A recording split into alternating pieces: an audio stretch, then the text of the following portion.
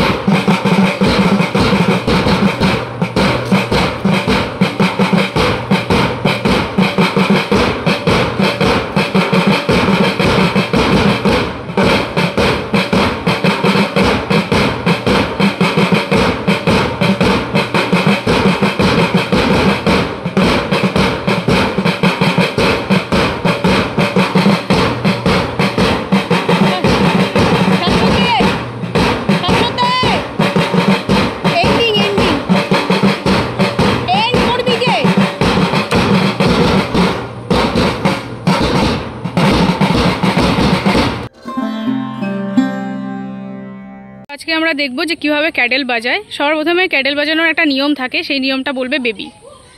প্রথমেই আমরা যেটা দিয়ে শুরু করব সেটা হচ্ছে টাক্কা টাক্কা টাক্কা টাকারা, টাক্কা টাক্কা টাক্কা টাকারা, টাক্কা টাক্কা টাক্কা টাকারা, টাকারাটা টাকারাটা। এইভাবে এই প্রসেসে আমরা ক্যাডেল বাজানোটা স্টার্ট করব। আচ্ছা, একবার বাজিয়ে দেখাও, এই টাক্কা টাকারা দিয়ে বাজাও।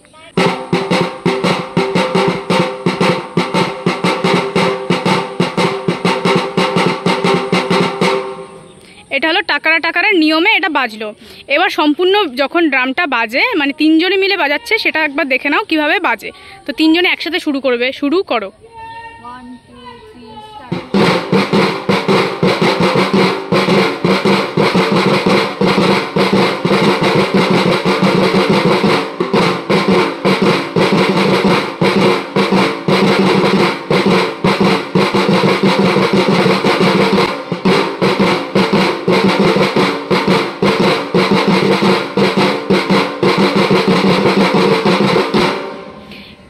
আমরা দেখব যেটা হলো আমরা করি স্লো যখন মার্চিং হয়, মার্চ করে যখন পুরো মানে মাঠে প্রদর্শন করা হয়, সেই সময় কিভাবে বাজনাটা বাজে সেটা প্রথমে মানে তার রিদিমটা মুখে বলছে বেবি, তারপরে আমরা সেই রিদিম মুখে বলার সঙ্গে সঙ্গে কেডেলটা বাজানো দেখব।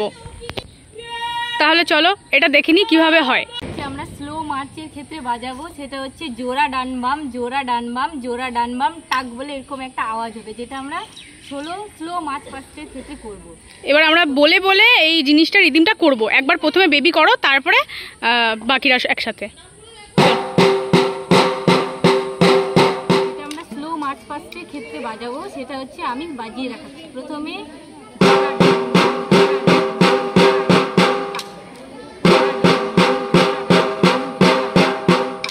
এটা হচ্ছে স্লো মার্চ পাস্টের ক্ষেত্রে বাজানো হবে। এবার সবাই মিলে একসাথে বাজিয়ে দেখো। ঠিক আছে, 1 2 3 স্টার্ট।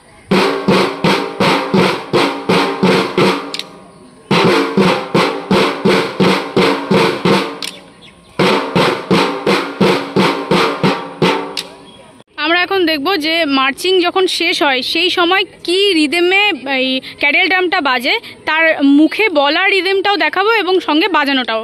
যেটা আমরা শেষে বাজাবো সেটা হচ্ছে ওকে। এটাই যখন আমরা একদম রিদমে বাজাবো, তিনজন একসাথে যখন বাজাবে তখন তোমরা বুঝতে পারবে যে কীভাবে বাজে। চলো 1 2 3 স্টার্ট।